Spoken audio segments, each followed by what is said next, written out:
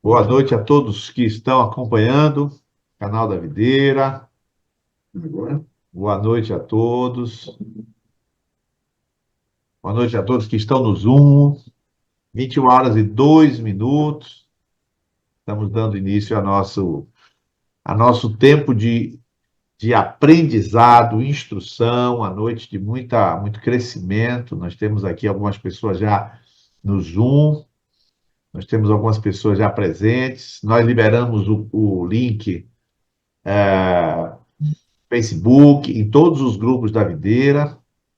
Portanto, a quem quiser entrar no Zoom ou no link, ou diretamente no link de assistir pelo YouTube, é só fazer a opção. Quem quiser entrar, seja por uma, seja por outra, não vai ter nenhuma dificuldade, tanto por uma para outra. Se você entrar pelo Zoom, vou lembrar você, se você entrar pelo Zoom, você vai estar participando das perguntas, você vai estar interagindo com o palestrante, e se você assistir pelo YouTube, aí você pode escrever, eu estou com a tela aberta aqui, e aí a gente vai também ler alguns comentários, a gente vai ver se deixa eu ver se eu posso abrir os comentários, não é possível abrir, adicionar comentários a vídeos privados. Eu vou abrir esse comentário aqui, porque aí vocês podem também entrar aqui e fazer as alterações, fazer as pontuações que vocês quiserem. Mas caso não tenha, eu vou passar para vocês também que estão ao vivo deixa eu ver aqui. Boa noite. Já. O chat está aqui. Pronto, o chat está ao vivo. Então vocês podem fazer perguntas. Lucas e Simé já estão conectados. Ana Lúcia está também, Juvenice. E assim você, tanto pelo YouTube quanto pelo login do próprio Zoom, que aí você já está na nossa mesa, digamos assim, vai estar interagindo. Então, mais uma vez, boa noite a todos, são 21 horas e 4 minutos. Muito bem-vindos a todos para uma noite de aprendizado, uma noite promovida pelo Instituto Eurico Bechstein, evidentemente Comunidade Videira. Para quem não me conhece, se tem alguma pessoa no Facebook, alguma pessoa assistindo, meu nome é Niles Alberto Bechstein, sou pastor da Comunidade Videira. E os que estão presentes aqui são discípulos, são pessoas convidadas, e é um prazer muito grande receber cada um de vocês aqui. Aparece na tela aí também o doutor Murilo, com essa touca, ele não está numa cozinha, ele está no hospital, e ele está no plantão, no intervalo do plantão, e aí com isso ele vai participar com toda a sua dedicação. Ele também é um dos promotores do Instituto Eurico Bernstein, ele que participa, é um dos professores, um dos letrados, é um dos filósofos da videira. E o nosso preletor, nós vamos apresentar já já, após a oração. Por que a gente vai orar? Por que a gente vai entregar a Deus? Porque da Bíblia diz buscar primeiro o reino de Deus e a sua justiça. Nós temos como prioridade, evidentemente, é, buscar, colocar a pessoa de Deus em tudo que ele é, tudo que ele nos ministra, colocar diante dele tudo o que fazemos, né? A Bíblia diz: reconhece em todos os teus caminhos e ele endireitará as tuas veredas. Então, para que Deus abençoe, nós vamos colocar a bênção do Senhor, esse tempo, na mão do Senhor, esse tempo maravilhoso. Então, que Deus abençoe a todos. Vamos orar nesse momento. Queria convidar você a fechar seus olhos. Bendizemos o teu nome, Pai, porque toda a sabedoria vem de ti, todo conhecimento, toda fonte de saber emana do Senhor. E por isso nós queremos te agradecer a oportunidade de crescer mais um pouco. Eu te agradeço por esta oportunidade, eu quero te agradecer pela vida de cada um dos que aqui estão, os que estão assistindo ao vivo, os que estão assistindo gravado. E eu peço ao Senhor que o Senhor nos ajude a crescer no conhecimento, no entendimento, e também abençoe a vida de Niles Alexandre, que ele seja alguém não somente lúcido, mas edificativo para todos aqui, Pai. Em nome de Jesus eu te agradeço. Amém e amém. Glória a Deus. Eu queria apresentar aqui o nosso preletor, o nosso instrutor, Niles Alexandre Bergstein, filósofo, ele vai se apresentar também. filósofo, engenheiro de computação, que está fazendo pós-graduação em filosofia, e ainda vai longe nessa carreira de filósofo intelectual. É uma das joias que Deus levantou para ser cabeça pensante numa geração, como diz o meu mentor, Vicente Tolesano, nessa geração de analfabetos funcionais.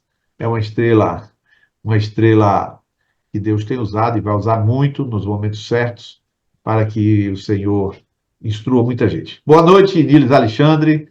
Já dei boa noite a todos. Boa noite a você. Muito bem-vindo. Se apresente aí, dê sua saudação. Boa noite, pessoal, tudo bom? Então, eu sou Niles Alexandre, para quem não me conhece. Eu estou, na verdade, no último semestre da graduação em filosofia, né? E esse mini curso que a gente vai fazer hoje e na próxima semana, ele faz também parte, né, da minha formação, no caso, na Universidade Católica de Brasília. Ele faz parte porque a gente promoveu uma espécie de parceria, né, do Instituto Eurico Bechstein e na minha universidade, no caso, ele conta como uma espécie de projeto de extensão. O que é extensão, né? É quando a universidade ela alcança aqueles que estão fora dos limites da própria universidade. Então, quando alguém se propõe a fazer um curso que vai atingir pessoas que não são alunos daquela universidade, isso já é considerado uma extensão, né? Então, por isso que isso acaba sendo uma parceria, né, da minha formação, da minha universidade, na qual eu estudo hoje, com o Instituto Eurico Bergs. E então, o programa do curso, né, que a gente montou, envolve direitos humanos e cidadania na perspectiva cristã. Hoje, eu gostaria de falar sobre direitos humanos e no próximo encontro falar sobre cidadania, né? Esse tema certamente é fundamental, né? Acho que não precisava nem explicar por que esse tema é tão importante, que acho que, enfim, é quase que trivial, né? É, Mas, eu queria te fazer diga. uma pergunta. Antes de você já começar, na verdade você já deu a introdução, então eu queria saber o seguinte: ao término dessas duas oportunidades, você considera que a gente vai estar versado, entendido, enfim, em basicamente qual é o ganho para todo mundo? Me fala só do ganho. Sim, sim. Então, o, a ideia, ao falar de direitos humanos e cidadania, né, a gente compreender, principalmente, no caso dos direitos humanos, eu quero fazer uma abordagem histórica, principalmente, pelo menos na estrutura principal. Então, a gente vai compreender um pouco da história do desenvolvimento dessa ideia de direitos humanos. E para cada etapa da história, eu quero apresentar fundamentos filosóficos e como um cristão deve pensar sobre essas questões, né? E na cidadania também é algo nessa linha, né? Um pouco menos histórico e um pouco mais voltado para as ideias gerais, né, relacionadas a esse tema. Mas a ideia seria que, ao fim dessas reflexões, né, desse mini curso, a gente tenha uma compreensão muito melhor do que significa essas duas coisas que são tão faladas, né?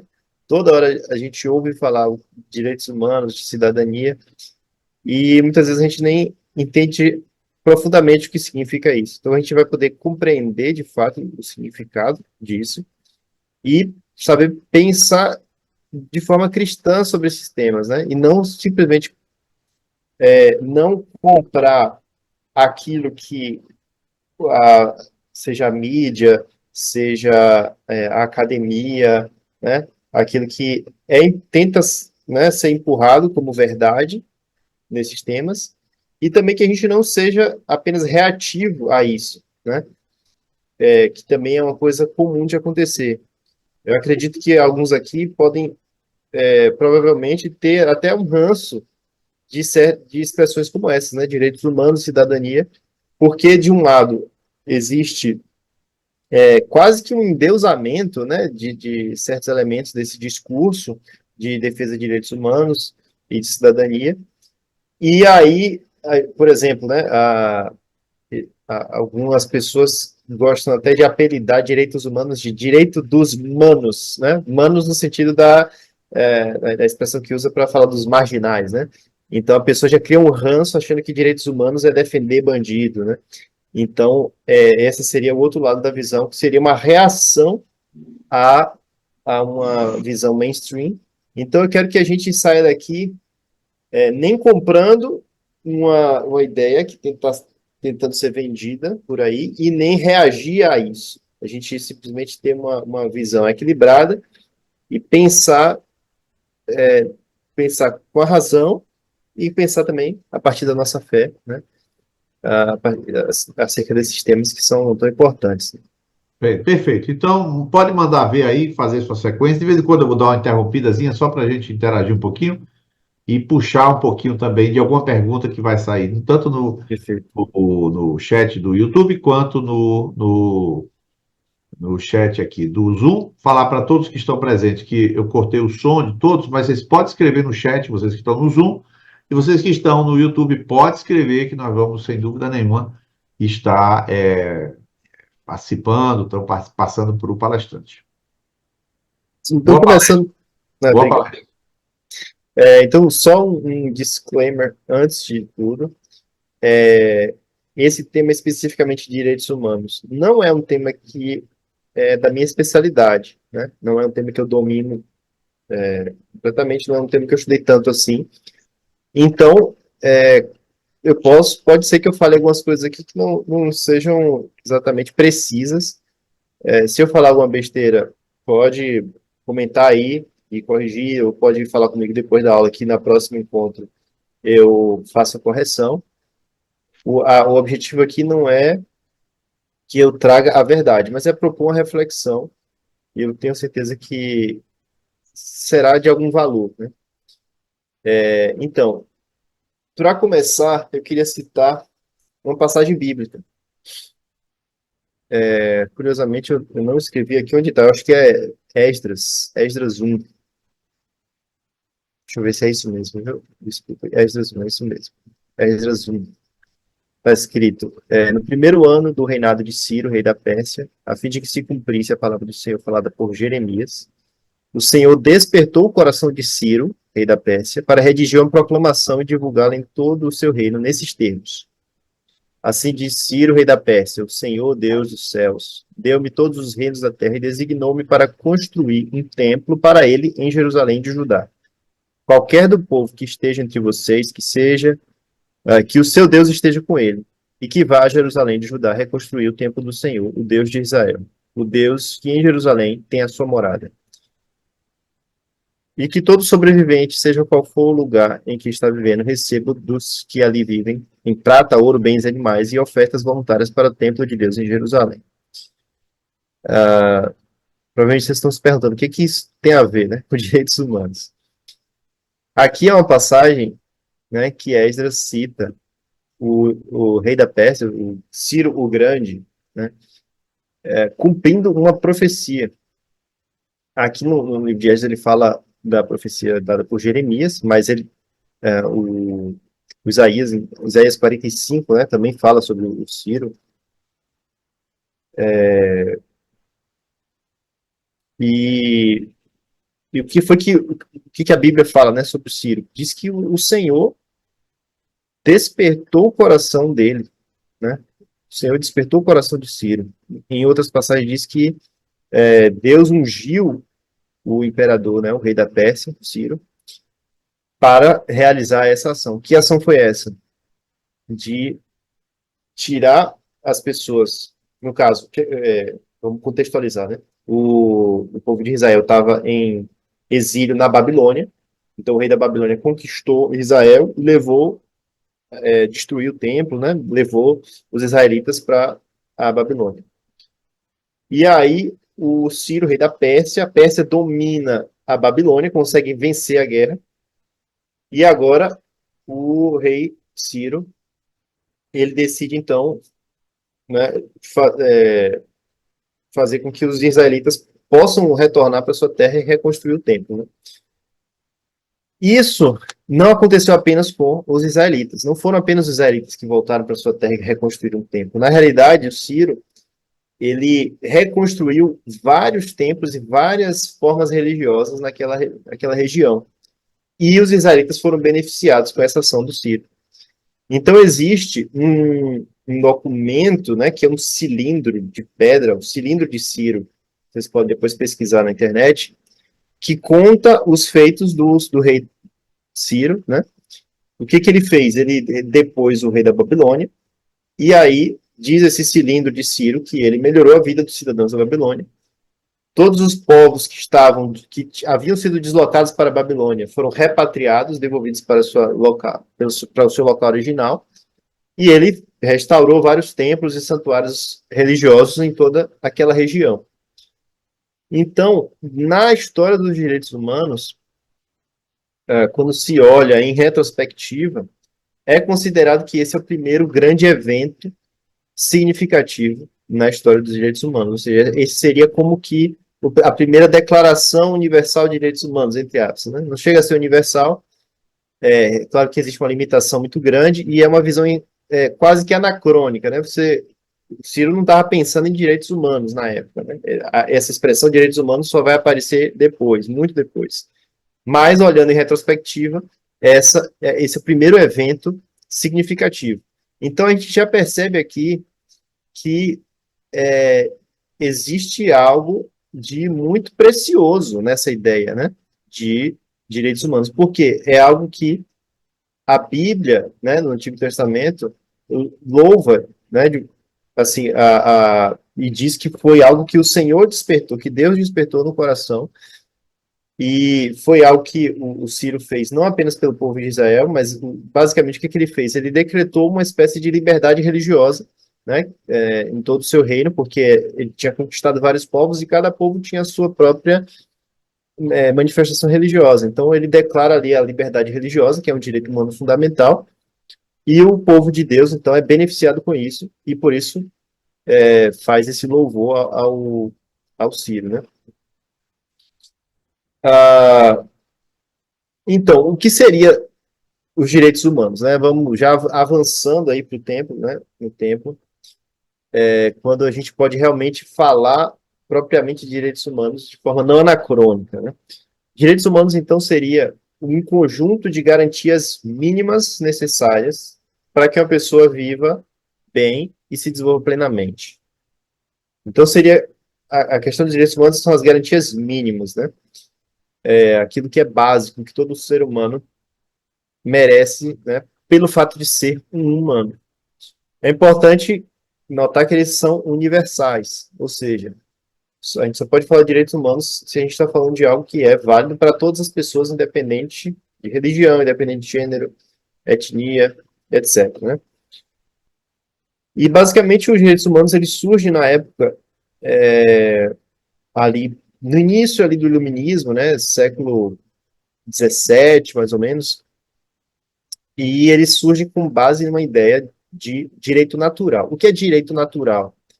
É a ideia de que o ser humano ele tem, por natureza, certos direitos, né? Quais seriam esses direitos mais básicos, né, do ser humano? O primeiro de todos é o direito à vida, né? Não há nada mais precioso do que a vida para um ser humano. A vida é o que permite todos os direitos, né? E a vida é aquilo que baseia toda a ideia de direitos humanos. E aí, a partir disso, né? Não apenas o direito à vida, mas aí existe na filosofia do direito natural a ideia de que o ser humano ele tem por natureza certos direitos, certas características, né, que geram direitos. E essa ideia de um direito natural, ela parte da ideia de que existe uma natureza humana, e a ideia de que existe uma natureza humana é uma ideia que vem da filosofia cristã.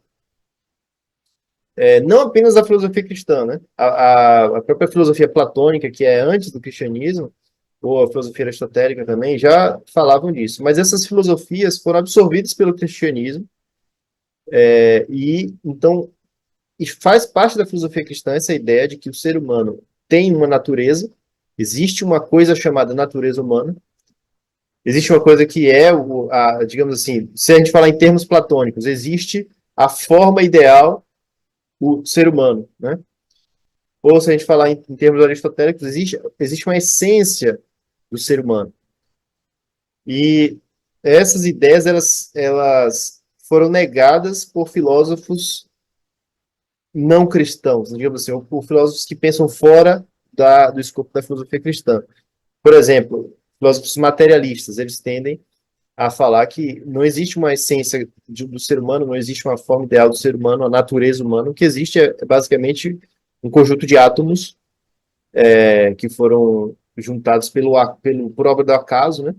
Então, quando se fala de materialismo, você perde essa ideia de direito natural. Então, a ideia de direito natural é uma ideia que ela está de acordo com a filosofia cristã e ela é a base da ideia de direitos humanos.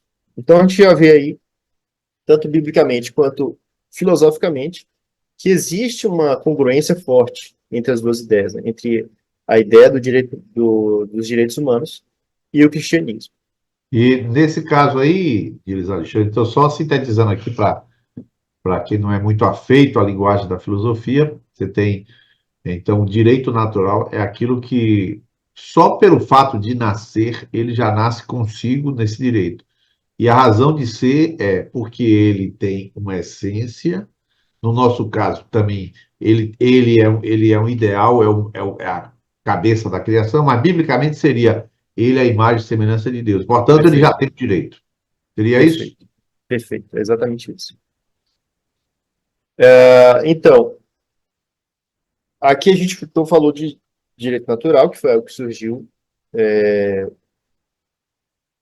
assim, que surgiu nesses termos, né, no século XVII, mas é claro que, na realidade, ele tem uma história muito anterior, né? Mas, em termos de direitos humanos, ele nasce ali no século XVII. E os direitos humanos evoluíram não no sentido de melhorar, né? Alguns vão pensar que melhorou, outros não é disso que eu estou falando, mas evoluiu no sentido histórico, né? Mudou muito ao longo do tempo. E ele é o quê, meu Deus? Um jurista tcheco chamado Karel Vazak. Eu nunca tinha ouvido falar nesse sujeito, mas enfim. Ele propôs uma divisão muito importante para entender a história dos direitos humanos, né? Ele propõe uma divisão em gerações. Então, ele propõe a divisão em 3 gerações. Existem 3 gerações de direitos humanos. E essas 3 gerações, segundo esse autor, elas estão relacionadas aos 3 ideais da Revolução Francesa, né? A gente falou aqui do liberalismo, do iluminismo, então essas ideias começam a aparecer no século XVII, XVIII, que é quando surge o iluminismo, o liberalismo, e esses, né, iluminismo e liberalismo culminam na Revolução Francesa, né? Então, a Revolução Francesa é paradigmática aqui nesse assunto. Então, quais são os ideais da Revolução Francesa? Se você se lembrar das aulas de história, liberdade, igualdade, fraternidade, né? Então, cada um desses ideais está relacionado a uma geração. A primeira geração estaria relacionada à liberdade, a segunda à igualdade e a terceira à fraternidade. Então, vamos começando pela primeira geração. A primeira geração de direitos humanos, então, está relacionada à liberdade, né? Então, ela é inspirada no liberalismo clássico. Liberalismo clássico, ele nasce com John Locke, século XVII, e aí tem vários autores importantes, né, no liberalismo, como, por exemplo, o Frederic Bastiat, tem alguns, existe uma certa confusão não, uma certa interseção, né, entre liberalismo e republicanismo. Como, por exemplo, Montesquieu. O Montesquieu, ele é um pouco dos dois, né? O Alex de Tocqueville, outros autores, muitos autores importantes ali na época do iluminismo, né? Do liberalismo clássico. Então, existia uma preocupação muito grande com a liberdade e aqui é importante a gente entender isso, no sentido negativo. O que é negativo e positivo na filosofia? Na linguagem comum, quando a gente fala negativo e positivo, a gente está pensando em bom e ruim, né? Na filosofia não é assim. Negativo está relacionado a negação ou ausência. Positivo está relacionado a afirmação ou presença. Então, vamos botar um parênteses aqui para dar um exemplo. Não sei se esse exemplo vai ajudar, mas na época me ajudou. Na psicologia behaviorista, não sei se vocês já ouviram falar de behaviorismo. O Skinner, ele fazia experimentos, né, de reforço, por exemplo, um cachorro. Ele quer, ou então um hamster, né? Vamos pensar no hamster. Ele quer reforçar um comportamento no hamster. Então, ele pode fazer uma punição toda vez que o hamster, sei lá, toca em algum item lá, ele é punido. Aí existem duas formas de punição. A punição positiva e punição negativa. O que é uma punição positiva? É quando você positiva é adicionar. É quando você adiciona algo que vai punir aquele hamster. Por exemplo, a dor. Então ele toma um choque. Isso é uma punição positiva. Punição negativa, então, seria você punir ao tirar algo dele. Então, por exemplo, a comida. Ele tem comida. Se ele fizer algo, ele perde a comida. Isso é uma punição negativa. Então, para você entender que positivo e negativo não tem a ver com bom e ruim. Você pode ter punição positiva e você pode ter reforço negativo. Seria você reforçar tirando. Um exemplo de reforço positivo seria o hamster está sentindo uma dor. Quando ele faz aquele comportamento, você tira aquela dor. Então, você recompensou ele negativamente, recompensou tirando. Vamos fechar o parênteses, não sei se ajudou esse exemplo, mas a ideia é essa, que quando eu falo de positivo ou negativo aqui, é no sentido de adição ou remoção, né? Então, o Então, liberalismo... só um instantinho. Você falou assim, então o liberalismo vai apresentar direitos positivos e direitos negativos, né? Sim, Seria o que eu quero falar é que os direitos humanos de primeira geração está focado no negativo isso. e não no Agora, positivo. perfeito. Mas então, vamos só para dar uma síntese aqui, para quem não está afeito à linguagem do liberalismo. Liberalismo, pessoal, não tem a ver com economia. Todo mundo ouve Perfeito, falar perfeito. liberalismo como economia. Eu falo Não é isso. É porque existem grandes correntes filosóficas. O que é uma corrente? Durante um determinado tempo, a pessoa passa a pensar de determinada maneira. Aí depois vem um outro, por exemplo, o idealismo alemão. O que é o idealismo alemão? Não precisa a gente explicar. Só basta saber que alguém começou a imaginar o mundo de forma ideal, aí chama-se, enfim, vai sempre ter. Então, o liberalismo, resumindo, seria, em linhas gerais, não pelo lado econômico, seria aquele que é afeito a valorizar a liberdade do ser humano em várias dimensões. Seria isso? bom, é uma boa definição. Pronto. Liberalismo econômico é uma corrente posterior, né, que surge ali com Adam Isso. Smith, mas o liberalismo, e agora uma coisa importante, né, existem vários conceitos de liberdade, então é possível você falar em liberdade em um sentido totalmente oposto ao liberalismo, mas de Exato. fato existe uma valorização da liberdade no liberalismo, né. Isso. Eu vou tentar explicar, assim, o liberalismo está muito conectado a essa ideia de direitos humanos de primeira geração. A ideia desses direitos humanos, primeiro, liberdade negativa. O que significa isso? É uma liberdade que eu tenho de eu não sofrer determinadas coisas, certo? Ou seja, ali eles viviam numa época em que os governos, né, que eram reinados absolutistas, os reis tinham poder absoluto. Os reis podiam fazer qualquer coisa. Eles podiam julgar uma pessoa sumariamente. O rei dizia, não, você é condenado. E a pessoa nem tinha direito de se defender. O rei poderia censurar qualquer pessoa. Né? A pessoa tinha uma opinião contrária ao rei, podia inclusive ser condenado à morte, enfim, ou exilado. As pessoas não tinham direito, por exemplo, de participar da vida política, de fazer escolhas, votar. Então, tudo isso foi o que o liberalismo se levantou contra. Basicamente, o liberalismo o liberalismo clássico, né? ele é uma reação ao abuso do governo. Então, quando o governo abusa o poder, vem o liberalismo clássico basicamente reagir a isso, e reagir de que maneira? Com um conceito fundamental, importantíssimo. Todos são iguais, né? A ideia de uma igualdade formal. Não é aqui uma ideia de igualdade no sentido socialista, ou seja, na visão socialista seria as pessoas não são iguais e nós precisamos fazer com que elas sejam iguais.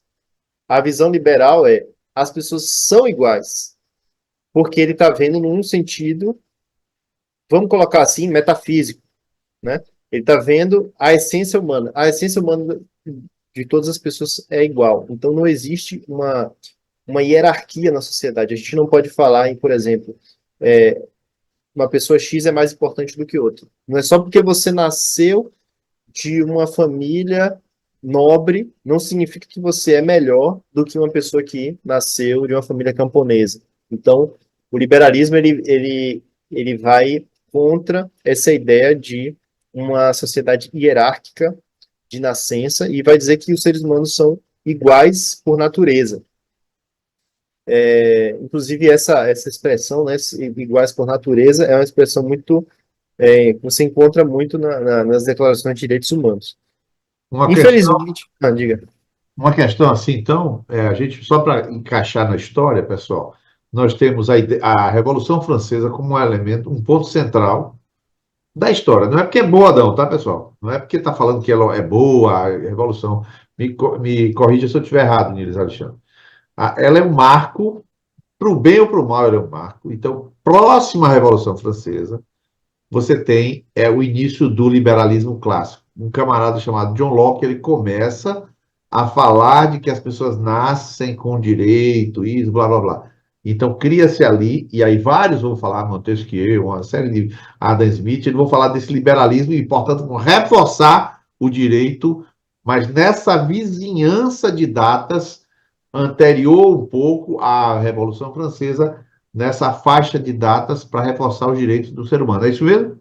Sim, existem três revoluções principais, né, que aconteceram naquele período. A Revolução Francesa foi a terceira Terceira. e foi considerada mais importante, talvez. Eu tenho até que estudar um pouco mais isso, né? Por que ela é considerada mais importante? Porque, na minha opinião, não é mais importante. Ela, eu acho que ganhou esse status muito porque aconteceu na Europa, Isso. porque foi violenta e causou mudanças drásticas, né? Decapitou o rei, então foi uma coisa assim, simbolicamente muito forte. Mas eu acho que a revolução mais importante mesmo foi a americana, que é a independência americana, né?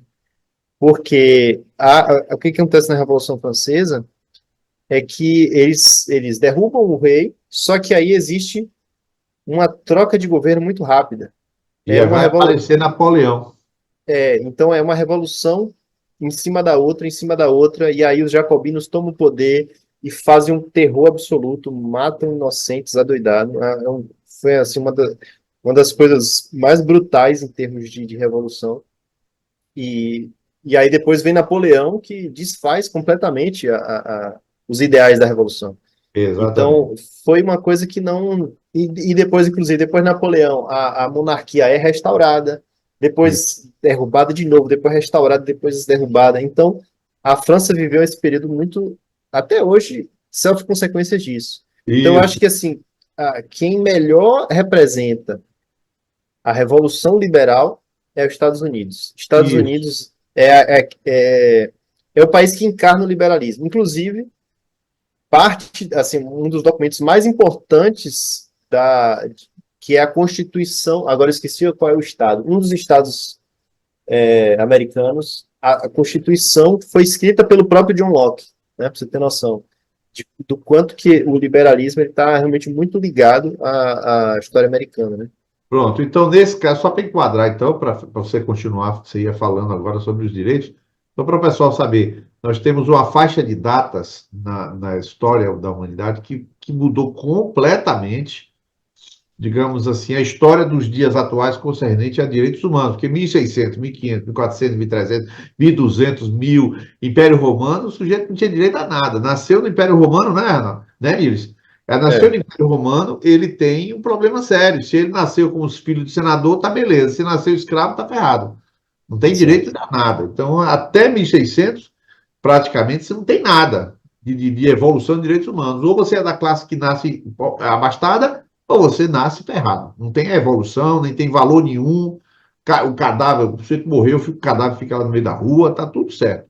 Mas, a partir de uma determinada data, epa, o ser humano tem valor, etc. E tal. E essa data é uma faixa entre 1600 e 1800, mais ou menos. Exato. Então, os direitos relacionados a essa etapa, né, são direito à vida, igualdade perante a lei, então todos devem ser tratados igualmente na lei, né? Liberdade de expressão, você falar o que quiser sem sofrer censura, então você vê que é uma liberdade negativa, né? Eu tenho liberdade para fazer algo sem que alguém me atrapalhe, né? Liberdade de religião, eu posso ter qualquer religião que eu quiser. Liberdade de circulação, propriedade, né? A base da ideia de propriedade para John Locke, ela vem da própria ideia de liberdade, né? Que se eu tenho vida, eu sou dono da minha vida. Então, logo, eu sou livre para fazer dela o que eu quero. E aí, se eu tenho liberdade, eu posso trabalhar e transformar as coisas, né, com a força do meu trabalho. Aquilo que eu transformo vira minha propriedade, porque eu coloquei trabalho naquilo, então há algo meu naquilo. Então, ele defende essa ideia de propriedade, né? O direito a um julgamento justo, né, tudo isso faz parte desses direitos, e um direito importante que eu chamo de, eu coloquei assim como liberdade política. O que é liberdade política? Não é simplesmente o direito de votar, né? Porque, por exemplo, você vai olhar hoje a Venezuela, Rússia, Cuba também, enfim, alguns países em que os cidadãos votam. China também, mesma coisa. Existe voto, né? Mas não existe liberdade política. Por quê? Liberdade política não é só direito ao voto, é o direito a ser votado e a expressar opiniões políticas. Então, na Venezuela agora, por exemplo, e aconteceu também na Rússia agora, recente, os opositores ao governo foram removidos, né, da eleição. E aí só ficaram ali aqueles que não tinham chance de vencer e o presidente, né, o Putin, aqui o Nicolás Maduro. Então é assim, não existe liberdade política nesses lugares, porque você não tem direito de realmente de escolher quem você quer e você não tem direito de se opor ao governo, né? Então tudo isso está relacionado à ideia de direitos humanos de primeira geração.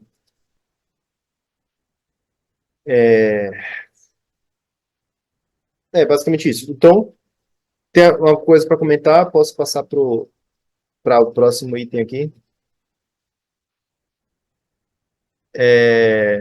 O Pode próximo seguir para item, o próximo item. Pode seguir. Não tem nenhuma pergunta específica agora. Os direitos fundamentais iniciais são até essa época aí, de primeira geração. Aí pode, eu acho que pode bom, continuar. então a gente vai para os direitos humanos de segunda geração, que já são, lembrando, liberdade, igualdade e fraternidade, né? Então, o segundo item está relacionado à igualdade. Eles estão muito relacionados a direitos econômicos, sociais e culturais. Por que estaria relacionado à igualdade? Porque agora se procura não apenas enxergar o ser humano como igual do ponto de vista essencial, formal, e aí os direitos de primeira geração basicamente dizem, o governo não pode fazer isso, o governo não pode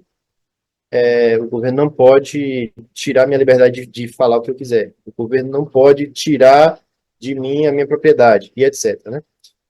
Então, aqui a gente está falando já, na segunda geração, do governo promover algo, promover uma maior igualdade entre os cidadãos. Não estou falando necessariamente em uma igualdade do ponto de vista socialista, ou seja, igualdade de, vamos colocar assim, de forma simplificada, igualdade de resultados, né? Todo mundo ganha a mesma coisa, né? A planificação da sociedade, não é isso. Se você tiver uma igualdade de condições iniciais, você já está promovendo algum nível de igualdade, né? Então, os direitos humanos de segunda geração, eles são inspirados principalmente em duas ideologias, que são duas ideologias irmãs. Liberalismo social e social-democracia. Liberalismo social é uma ideologia que nasce do liberalismo, como o nome já diz, né? Mas que ela se diferencia porque ela passa a defender que o governo ele não é apenas deve ser limitado em seus poderes, mas o governo agora ele deve agir para promover certos direitos, né? Para promover essa igualdade de condições entre os cidadãos. Né? Então a gente aqui já está começando a falar não apenas de direitos negativos e sim de direitos positivos. O liberalismo social, então, ele nasce com John Stuart Mill, né, que é um filósofo inglês no século XIX, 1800 e alguma coisa. Ele o John Stuart Mill era aluno de um filósofo chamado Bentham, acho que é Jeremy Bentham, uma coisa assim, que esse filósofo ele era utilitarista. O que é utilitarismo? É a ideia de que uma ação, é uma ideia na ética da filosofia, uma ação deve ser considerada boa ou ruim de acordo com os resultados dessa ação. E os resultados, qual é o resultado dessa ação? Você vai somar a quantidade de prazer e sofrimento que você causou com aquela ação. E aí, se o saldo for positivo, é bom, se o saldo for negativo, é ruim. Essa é a ideia do utilitarismo. Então, por exemplo, se eu mato alguém, aí eu vou somar. Essa ação gerou prazer em quantas pessoas? Gerou sofrimento em quantas pessoas? Aí eu vou fazer um saldo, gerou mais sofrimento do que prazer. Então, essa ação foi ruim. Né? O utilitarismo é basicamente isso. O John Stuart Mill ele cria um utilitarismo muito mais sofisticado, porque essa é uma ideia muito grosseira. O Stuart Mill ele cria um utilitarismo mais sofisticado, mescla com liberalismo, e aí ele já começa a falar em o governo promover ações que vão aumentar o prazer, né, em nível global, né, aumentar o saldo de prazer talvez seja uma expressão ruim, mas melhorar a qualidade de vida das pessoas, né, gerar um saldo positivo na sociedade. Então, por exemplo, se na ideia do liberalismo clássico, principalmente no liberalismo econômico, você tem, por exemplo, a ideia de que o patrão e o empregado têm liberdade total de definir as condições de trabalho, né? Isso gera um problema porque o patrão está em uma situação de poder muito maior do que o empregado, então ele consegue impor condições de trabalho muito precárias para o trabalhador. Então você tinha, de fato, naquela época, condições terríveis de trabalho, né?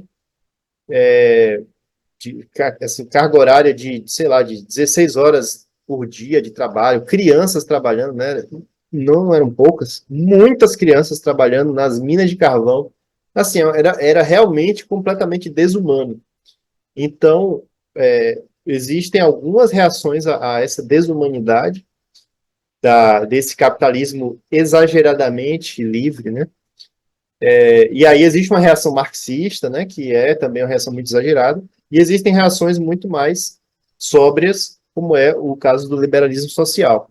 E o da social-democracia também, que a social-democracia ela já nasce do seio do socialismo, mas se afastando da linha revolucionária e exagerada do socialismo, e indo para uma linha muito mais democrática, muito mais centrada. Então, o liberalismo social nasce do liberalismo, né? A social-democracia nasce do socialismo, mas os dois tendem ao centro e acabam se tornando ideologias muito parecidas. E aí, os direitos humanos de segunda geração estão muito relacionados a essas duas ideologias. basicamente, então, elas defendem que o Estado deve promover bem-estar para os cidadãos, defender os trabalhadores, as condições dos trabalhadores, dar educação, promover a educação gratuita, né, para os pobres que não têm condição, so, saúde, né? Então, quando a gente pensa em saúde pública, educação pública, segurança pública não, segurança pública está relacionado mais ao direito de primeira geração, porque segurança pública é defesa do direito à vida, né? Mas saúde pública, educação pública, defesa de direitos trabalhistas, né? Direito à alimentação, que mais? Seguridade social, né? INSS, proteção de desemprego, É, seria enfim. assim, vamos supor assim, seria o direito de primeira geração, quando foi trazido, diz respeito ao que o ser humano, como ser que existe, já vem consigo com direito. Né? Exato. Então você tem que respeitar, você tem que fazer, tem que proteger, ele tem que pensar, tem que falar, ele tem que agir. As pessoas defenderam isso, apesar de que as revoluções vieram e atropelaram esses direitos, aí é outra história. Mas alguém estava falando a favor disso. A pergunta que surgiu aqui, de Cimeia, é se nesses direitos de primeira geração que vieram, naquela época, de 1600 até 1800, mais ou menos, arredondando os 200 anos, se já se falava sobre aborto. Hum. Aborto era um tema ainda muito, era um tabu grande. Um filósofo que falou do aborto foi justamente esse Bentham. Deixa eu ver se é só Jeremy mesmo. Bentham. É Jeremy Bentham, que foi professor do John Stuart Mill. Se eu não me engano, ele foi um dos primeiros filósofos a falar de aborto. Esse Mas Bentham. ele é de 1800 e alguma coisa. Ele, 1700 e muito. Ele entra no, ele está entre os dois séculos, Entendi. Então 18 e 19. entendi. Então ele no Mas final assim, daquela faixa de datas ele está falando sobre o aborto, mas mas ainda era um tabu muito grande, né? A entendi. sociedade naquela época era ainda uma sociedade cristã, porém um cristianismo muito já modificado, né? Um cristianismo já Isso, muito mais, vamos dizer assim, muito mais moralista isso. do que espiritual, né? O Então, ritualista também, né? também, muito cultural, né?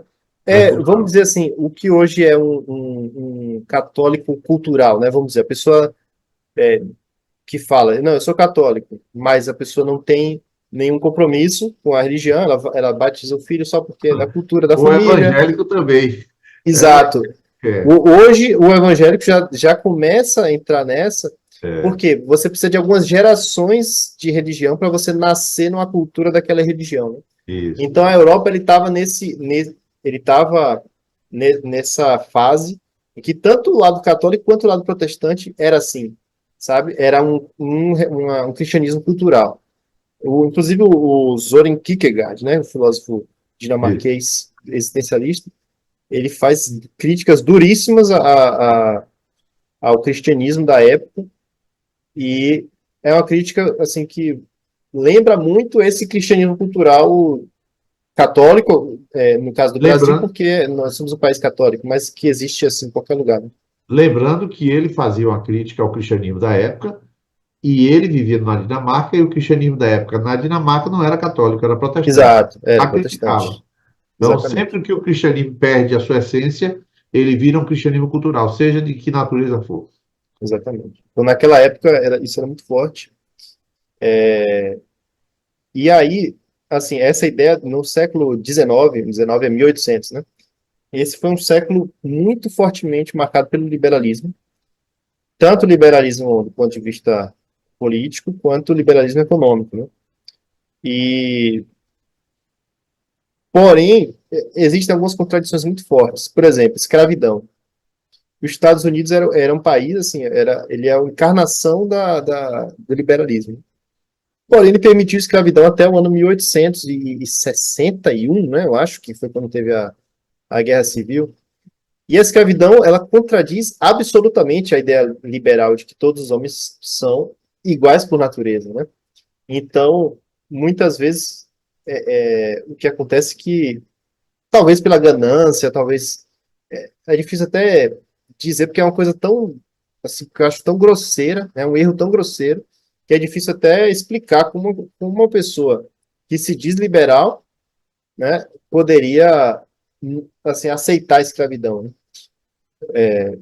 Assim, contradiz completamente os princípios liberais. Mas, enfim, o ser humano é assim, né? Também a mesma coisa a gente pode falar do neocolonialismo, né? Que foi quando a Europa, no século XIX também, voltou a colonizar, né? A Ásia e a África. E aí também foi uma barbárie absurda, né? Se você vê a colonização, por exemplo, belga, né? Na África, é uma coisa assim completamente desumana. O que assim, alguns historiadores dizem que o que os alemães fizeram com os judeus no Holocausto não foi uma novidade, porque os europeus já faziam isso com os africanos na neocolonização. Assim, e essa ideia eu acho que é um pouco exagerada, porque eu acho que realmente o que os alemães fizeram foi mais grave, foi mais violento, mas é parecido, sabe? O que os europeus fizeram na África, em nome do liberalismo, né, do capitalismo, etc., foi muito cruel, muito, muito grave, né? Foram genocídios e etc.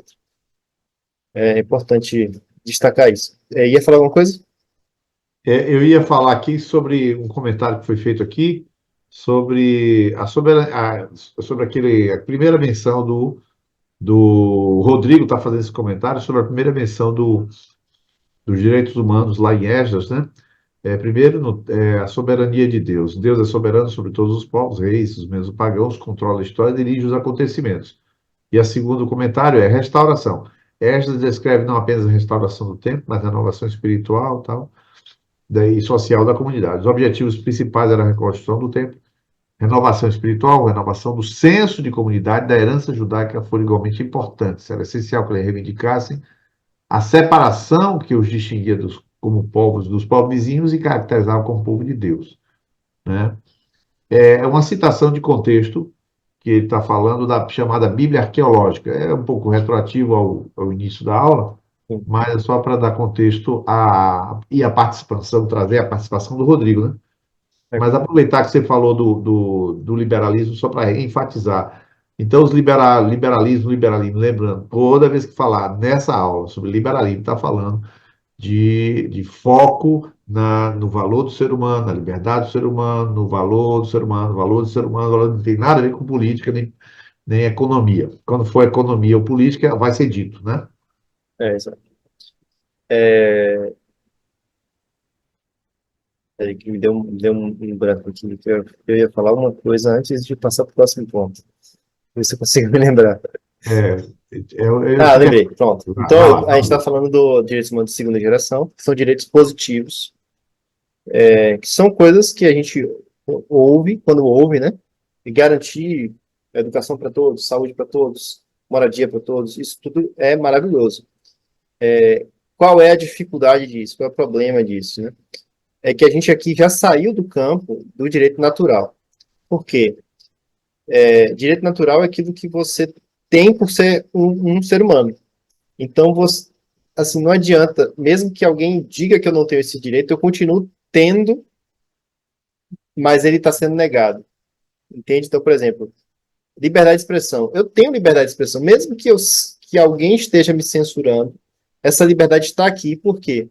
Porque eu tenho um intelecto, meu intelecto, ele é independente dos outros intelectos, ele pensa por si próprio e ele está conectado à minha boca, aos meus meios de expressão. Então, faz parte da minha natureza humana ter a minha própria expressão livre das ideias das outras pessoas, né? Faz parte da minha natureza humana. Mas quando a gente fala de saúde, educação, moradia, alimentação, a gente não está mais falando de algo que faz parte da essência do ser humano, mas de algo que tem a ver com recursos, que demanda recursos, demanda trabalho. Ou seja, alguém que não sou eu, precisa trabalhar para me garantir isso. Para eu ter educação pública, para eu ter educação garantida, eu preciso de um professor que me ensine. Para eu ter saúde garantida, eu preciso de um médico que me atenda. Né? Para ter moradia, eu preciso de um engenheiro, de um pedreiro, de telha, de tijolo. Então, são recursos externos que alguém vai precisar trabalhar para me garantir. Então, são direitos que a gente não pode mais falar que são direitos naturais, e sim que é algo que somente um Estado, ou seja, um governo, pode fornecer. Né? E se o Estado colapsar, colapsou também esses direitos. Né? Então, é muito importante a gente entender a diferença, porque o que acontece? Na Declaração Universal de Direitos Humanos, né, para quem não sabe, esse é um documento, primeiro documento assim, oficial, né, que várias nações assinaram, foi adotado pela ONU, né, a Organização das Nações Unidas, em 1948, logo após a Segunda Guerra.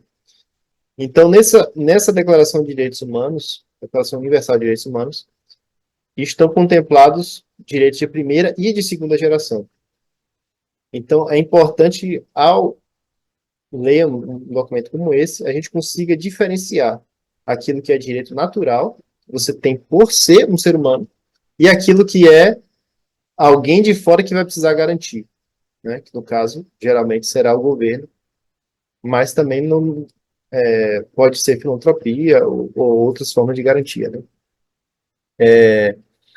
Essa Declaração de Direitos Humanos, então, ela acontece ali depois da Segunda Guerra, muito em reação aos horrores da guerra. É importante a gente também entender o contexto de surgimento da ONU, não apenas o contexto de surgimento, mas assim, a justificativa da existência da ONU, né? Porque é propagada um pouco a ideia da ONU enquanto uma organização voltada para controle do mundo, né? Vamos dizer assim, criar um governo globalista em torno de um, de um governador, enfim, que vai unir todos os países em torno desse ditador, que lembra um pouco a ideia comunista, né? Do socialismo internacionalista, né? A ideia comunista é que todos os países vai deixar de existir fronteiras entre os países e você vai ter um socialismo internacionalista, ou seja, um país só, né? Um governo só. Então, existe uma certa confusão da ideia da ONU com a ideia comunista, e aí muita gente acaba juntando as duas coisas, né? Globalismo, comunismo como uma coisa só. Isso, assim, uma pessoa, um pensador assim, importante, né, que acabou promovendo muito isso foi o filósofo Olavo de Carvalho, né? Não que isso não seja uma ideia real de algumas pessoas, de promover esse governo. Mas a ideia que justifica a criação da ONU, ela, na verdade, remonta a Immanuel Kant, né, que é um filósofo do iluminismo, um alemão, que era liberal e era cristão também, né, protestante, pietista. Qual é a ideia do Kant? Ele diz assim que para que serve a justiça, né? A justiça ela serve para intermediar o conflito, para que você não gere, para que você consiga promover paz, né, e remediar situações de conflito para evitar a guerra entre cidadãos, vamos dizer assim. Então, por exemplo, se eu prejudiquei uma pessoa, né, então essa pessoa ela quer reparação. Se não houver uma intermediação, essa pessoa vai querer reparação como? Ela vai buscar justiça com as próprias mãos. Então ela vai me agredir, né, e aí eu vou reagir. E aí você cria uma guerra entre cidadãos, né? Enfim, por exemplo, eu matei sem querer, imagina, eu atropelei uma criança. Deus é mais, mas eu atropelei e matei uma criança. Aí o pai dessa criança, revoltado, vai me linchar e vai me espancar. E aí a minha família vai revoltada, vai matar. Então você gera uma guerra entre indivíduos pela falta de uma intermediação. Quando você tem uma intermediação de uma justiça, você vai então resolver os conflitos de uma forma pacífica. Se uma pessoa cometer um crime, e eu fui prejudicado, eu não vou buscar a justiça com as próprias mãos, eu vou recorrer à justiça, e a justiça, então, ela vai punir esse cidadão.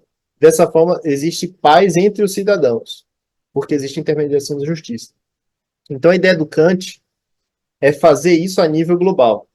Você ter algum nível de instância global que promova essa intermediação entre países e assim você acaba com as guerras, né? A ideia, basicamente, não é de controle da sociedade, não é de governo comunista, etc., mas é uma ideia de acabar com as guerras, o que é algo muito positivo, porque a guerra é um mal absoluto, né?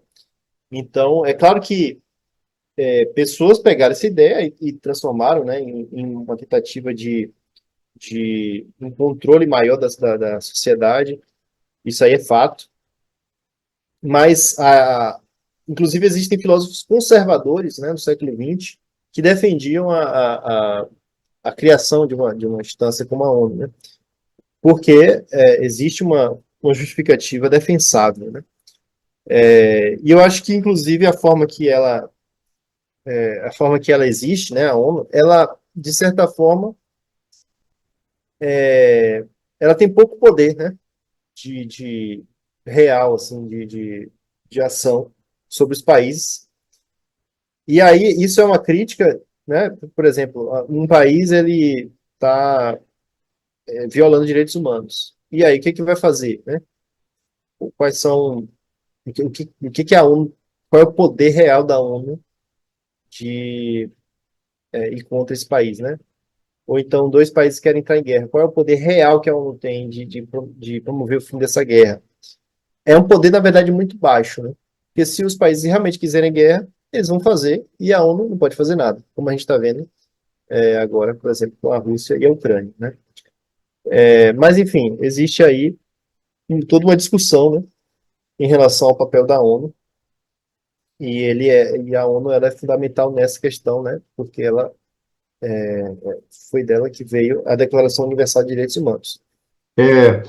Para pegar duas perguntas aqui, só fazendo então, nesse caso aqui, os direitos de segunda geração vieram decorrentes daquilo que estava se vivenciando socialmente, de injustiças sociais, ou seja, o ser humano, ele era respeitado, mas aí foi para trabalhar, já não é mais respeitado. Ele existe, mas aí não tem comida, está morrendo de fome.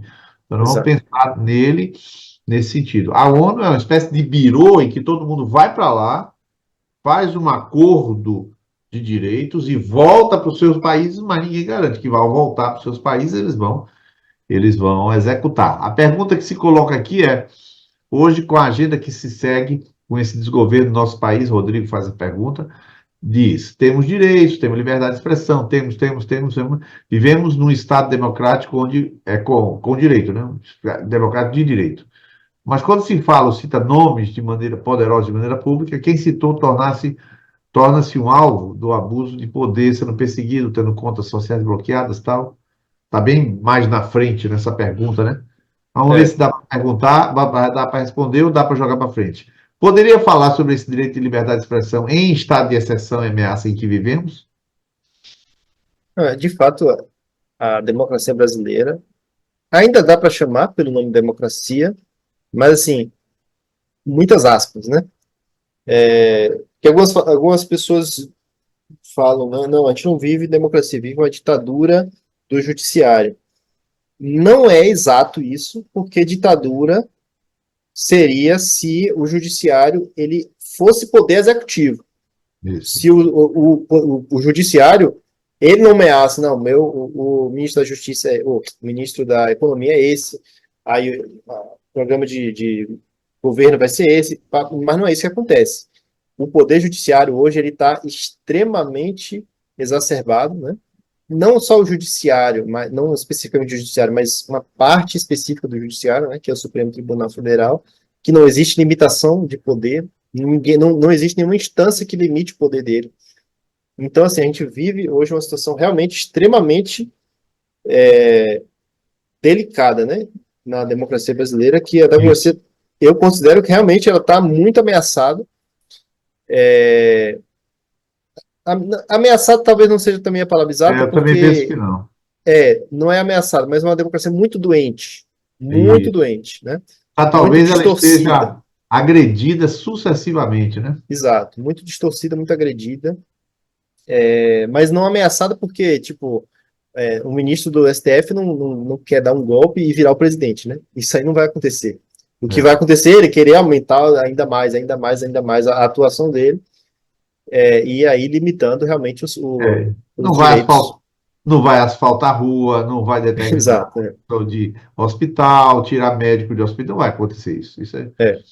é outra pergunta Então, que é. conclua. Não, eu ia Então, falar que os direitos eu diria que os direitos de primeira geração estão sendo mais, mais negados, né, nesse agredidos. caso, né? Porque é liberdade de expressão e etc. Isso. Segunda pergunta aqui, Murilo faz uma pontuação. Apesar da ideia de direitos humanos ter surgido de um princípio cristão, né? Direitos humanos ter surgido de um princípio cristão, essa é uma afirmação dele para perguntar se você concorda com essa afirmação ou as considerações. Apesar de direitos humanos ter surgido de um princípio cristão, Esdras, Deus atua no coração de Ciro, então Esdras e tal, a Revolução Francesa transfere a responsabilidade do direito para o Estado. Até porque a briga com a igreja e o absolutismo estava no contexto da Revolução Francesa. Essa é a afirmação dele. Essa percepção, essa leitura, essa frase, esse pensamento procede ou tem algumas ressalvas? No caso da Revolução Francesa, eu acho que não, porque ali a gente está falando de primeira geração, e ali, então, quando a gente fala de direitos humanos de primeira geração, a gente não está falando ainda de uma transferência de poder. Na verdade, a gente está falando de limitação do poder, né? Isso. Já existe um poder autoritário, abusivo, e Abusiva, aí, palavras. e aí vem uma reação para limitar esse poder. Quando a gente vai para a segunda geração, aí sim a gente começa a transferir, voltar a colocar poder nas mãos do governo. Então, não, Para ele devolver serviço. exatamente. Então, não, o governo precisa fazer determinadas coisas. Então, precisa cobrar imposto, precisa fazer leis trabalhistas, e aí por aí vai. Então, a gente começa a jogar de novo poder para o governo, na Isso. segunda Mais geração. uma afirmação aqui. Como consequência da prática, a individualidade passa a ter o maior peso mesmo diante da consciência dos direitos humanos. Era para ser o contrário, né? Peraí, não entendi. E, como consequência da prática, a individualidade passa a ter o maior peso diante da consciência dos direitos humanos. Era para ser o contrário. Talvez Murilo possa acrescentar um pouquinho nessa frase, né? Sim, É, a ideia da Pode falar, Murilo. tá me ouvindo? Tá me ouvindo? sim, Pode falar. A ideia do direito, ele aumenta o indivíduo, aumenta a ideia do individual, do indivíduo, e ele passa a requerer os direitos, reivindicar os direitos necessários para a sua condição de indivíduo, e não mais assumir a responsabilidade pelo outro ou perante os outros. A ideia do direito humano, ela aumenta a consciência do indivíduo sem aumentar a percepção da sua responsabilidade enquanto indivíduo. Então, foi sendo criado, através do utilitarismo, tal, toda aquela estratégia, uma forma do indivíduo ser definido pelo Estado, ter poder de dizer eu faço, eu quero, eu penso. Ao mesmo tempo, isso leva o indivíduo a responsabilidades, certas responsabilidades em relação aos outros, em relação ao próprio Estado, em relação às pessoas, ou em relação ao próprio, ou a outros indivíduos, né? Enfraquece a relação. O indivíduo sem a relação. Porque antes da Revolução, mesmo na condução da igreja, Idade Média e tudo mais, existia um valor na relação. seja ela de qualquer natureza, relação com o sagrado, relação com Deus, a própria relação familiar e a relação entre os indivíduos. Claro que existiam as distorções, o escravismo estava lá envolvido, porque tinha questões econômicas envolvidas aí também, então, a questão da escravidão estava lá envolvida, nos Estados Unidos e tal. Na Europa nem tanto, era outra percepção. Então, assim, o indivíduo ele vai ganhando força, tal, o Estado é tudo aqui, o Estado define, é o espelho da alimentação. Sim. Perfeito. Pode falar, Nil. Não, a colocação está perfeita. Essa é uma excelente crítica ao liberalismo, né? A ideia do liberalismo. E existem alguns pensadores hoje que são chamados de pós-liberais, né? Que eles fazem muito essa crítica e promovendo uma ideia mais comunitarista, né? Ele diz que o liberalismo ele causou isso, cada vez mais o ser humano ele foi se tornando mais isolado, né, dos outros. E aí tem vários motivos, né? Mas um foco muito grande no indivíduo, na individualidade, e a relação entre as pessoas cada vez mais burocratizada, né?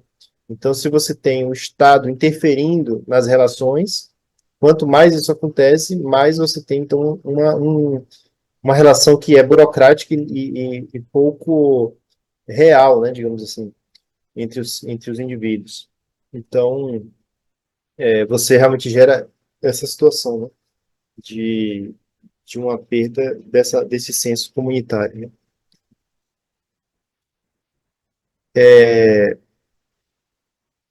Então, eu vou prosseguir aqui para a gente finalizar a exposição.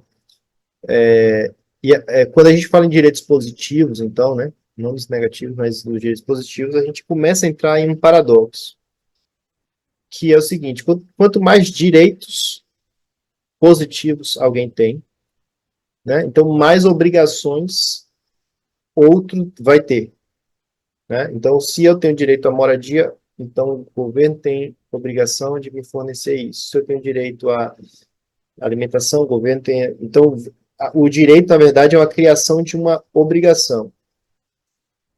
Quanto mais obrigações você tem, né, seja obrigação do governo ou obrigação que as pessoas têm, então, na verdade, você está reduzindo a liberdade, né, porque obrigar é uma falta de liberdade, né? Se eu sou obrigado a algo, então eu não tenho liberdade para escolher a respeito desse algo, né?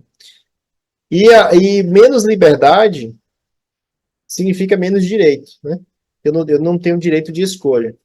Ou seja, a gente pode chegar a um ponto em que mais direitos significa, na verdade, menos direitos. Se vocês conseguirem entender. Mais direito, mais obrigação. Mais obrigação é menos liberdade. Menos liberdade é menos direito.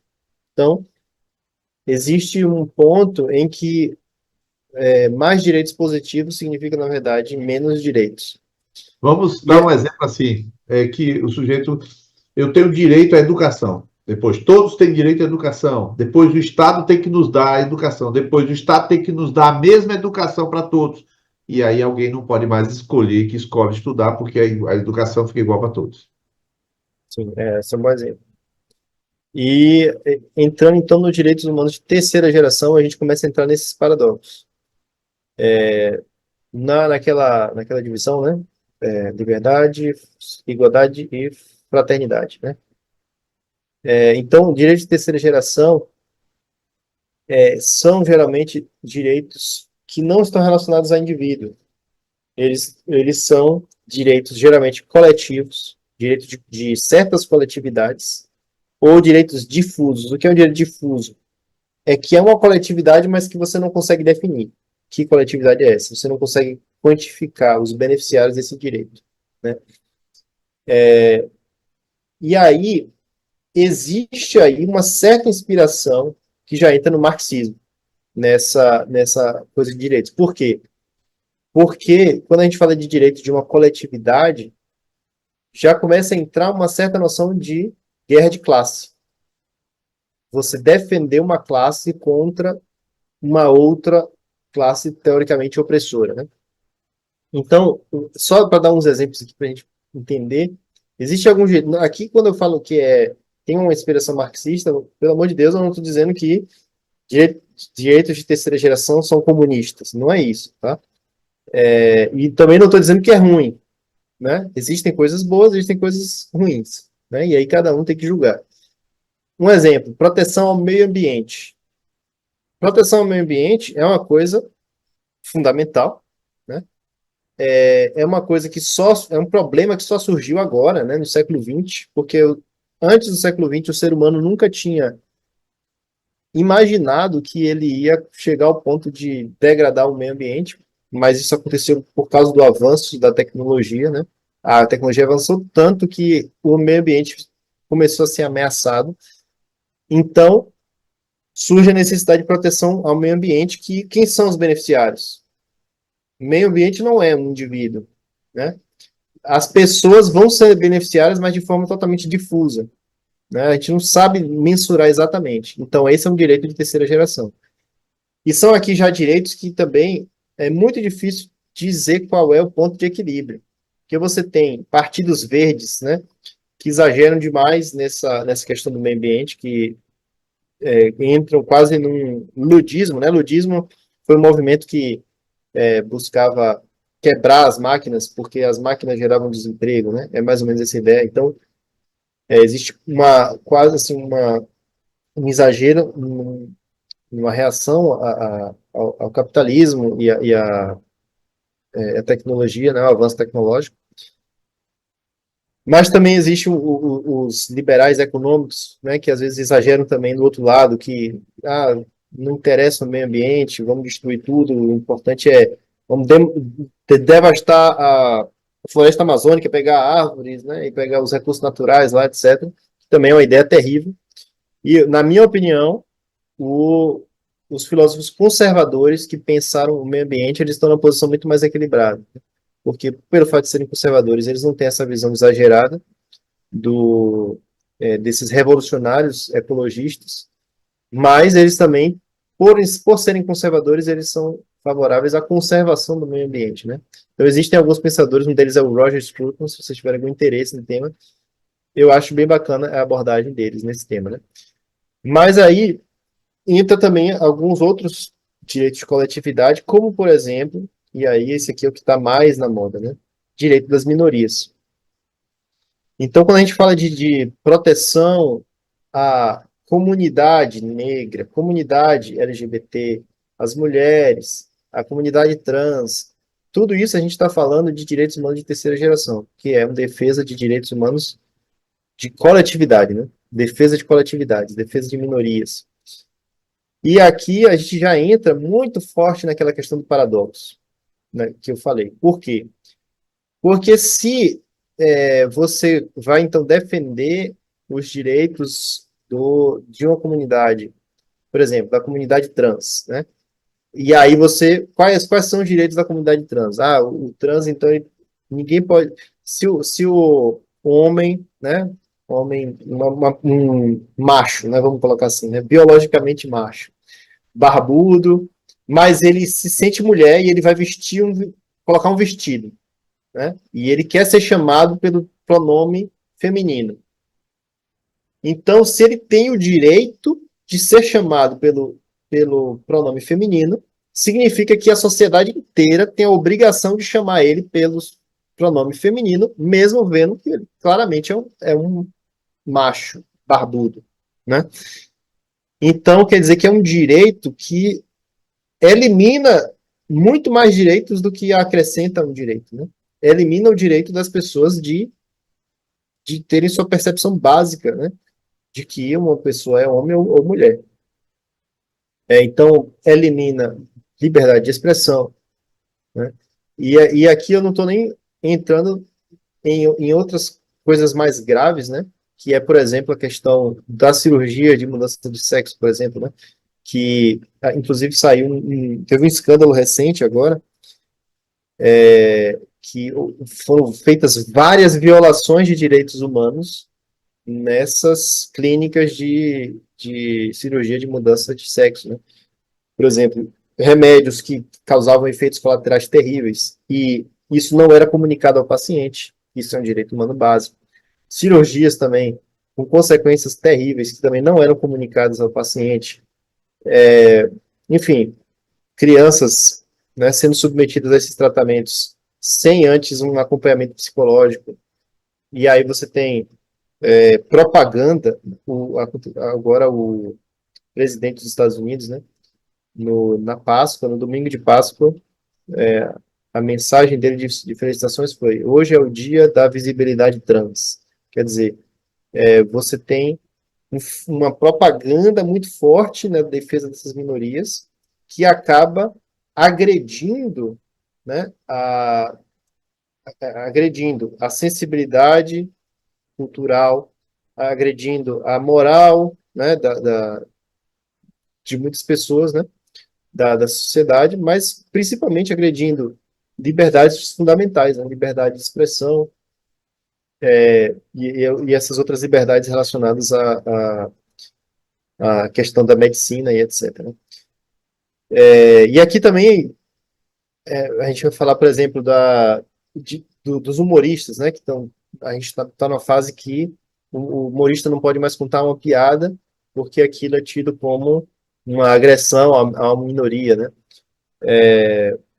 Enfim, então existe a gente está vivendo uma situação em que os direitos estão sendo reduzidos em nome do aumento dos direitos, né, de coletividade.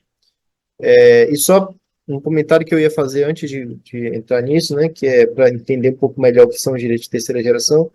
Existe uma entidade no Brasil que representa muito bem os direitos de terceira geração, que é o Ministério Público. O Ministério Público é uma coisa que existe em outros países também, mas é curioso que em cada país ele está em um poder diferente. Em alguns ele é poder executivo, em outros ele é poder judiciário. No Brasil ele não é nenhum dos três, não é nem judiciário, nem executivo, nem legislativo, é um poder à parte. E o que é o Ministério Público? É um poder governamental que busca defender uma coletividade que não tem como se defender. Então, por exemplo, e aí eu vou dar um exemplo negativo, né? Claro que existem muitos exemplos positivos, mas um exemplo negativo. O humorista Léo Lins, né, que conta piadas de humor negro, aí ele conta uma piada pesada lá, e aí vem o Ministério Público e denuncia que ele está ele está agredindo a comunidade, sei lá, dos cadeirantes. Então, vem o Ministério Público para proteger essa coletividade, e aí ele processa o humorista. Mas é claro que existem exemplos positivos também, muitos exemplos positivos, né, de ação do Ministério Público. E para finalizar, essas gerações de direitos, aí falam em direitos de quarta geração, que aí a gente já está falando de uma coisa totalmente indefinida, que está muito relacionada à tecnologia, né? Acesso à internet, ao cyberespaço, genética, manipulação genética, inteligência artificial. Então já existe essa ideia aí, muitas pessoas falando, tentando definir o que seriam direitos humanos de quarta geração.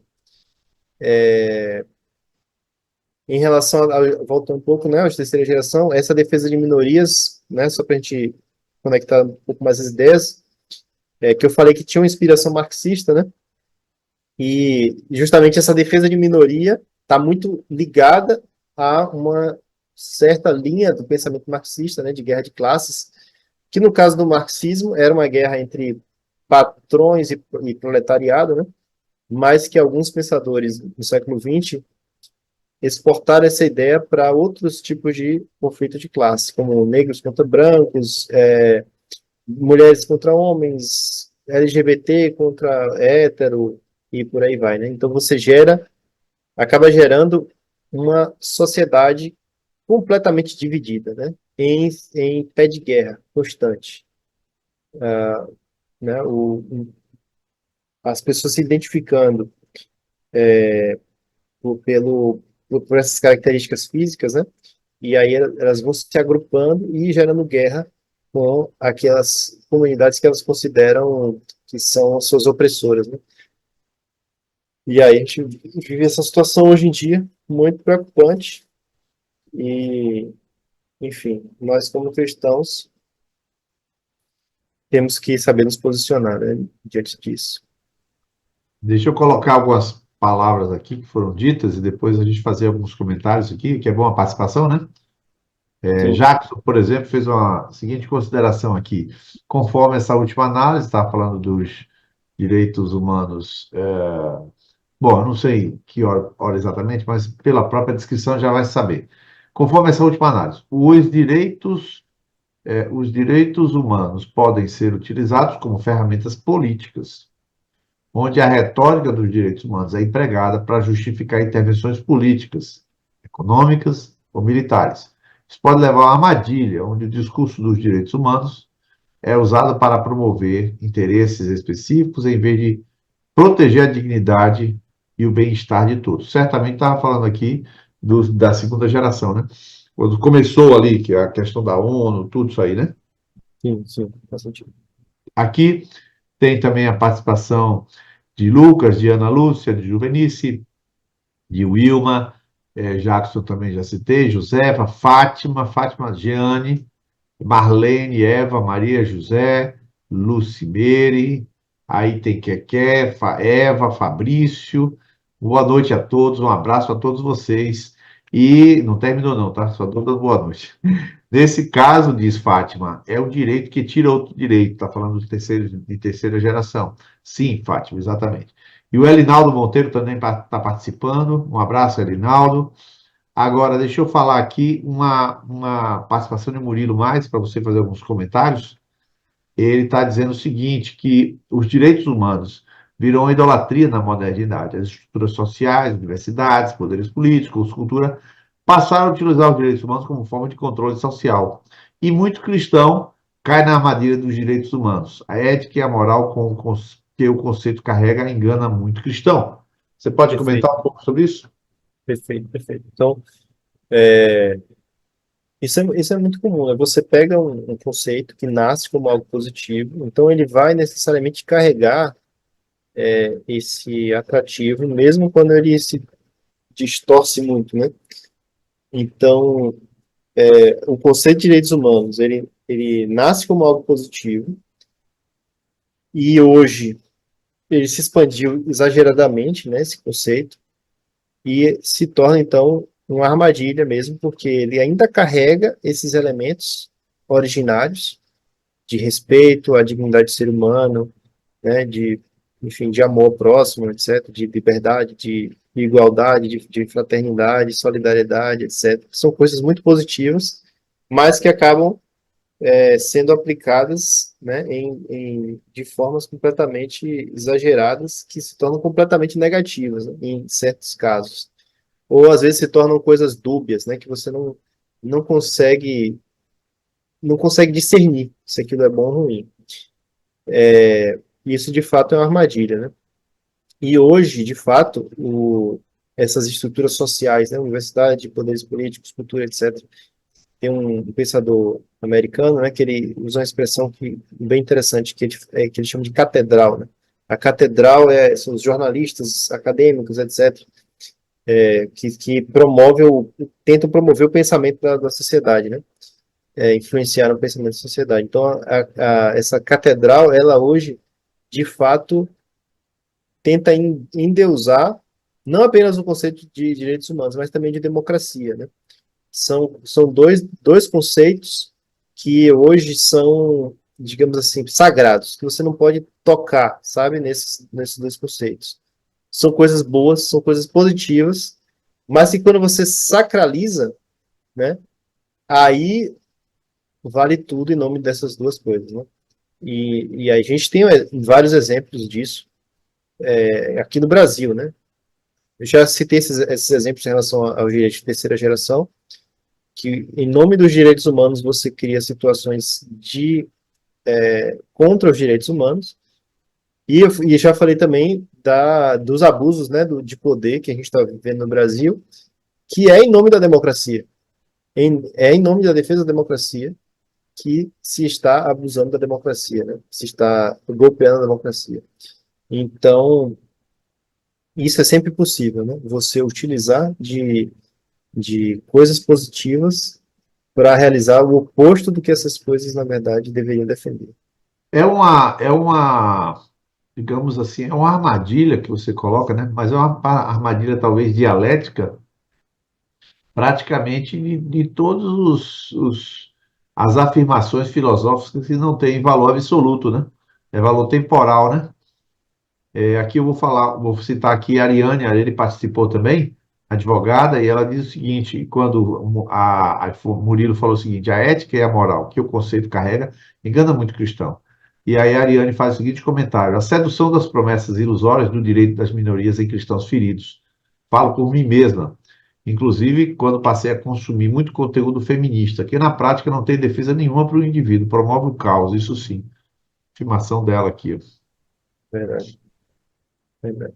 Eu queria fazer um... Então, Pode falar. não, porque assim, esses discursos, né, muitas vezes eles atacam problemas verdadeiros, só que, por exemplo, um exemplo do feminismo, né?